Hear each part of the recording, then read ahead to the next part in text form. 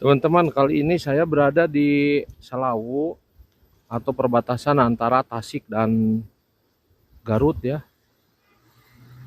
Seperti terlihat di video di sini, pesawahannya membentang luas dan kebetulan saya berada di paling puncak ya atau tinggi ya, teman-teman.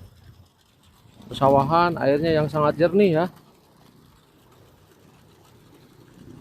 Pesawahan membentang jauh di sana. Jalan, gunung, dan jalan juga di bawah nih, teman-teman.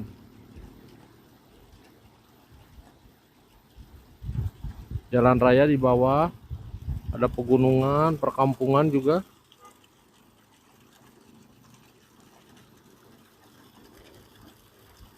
Indah, sejuk ya teman-teman, meskipun ini siang hari.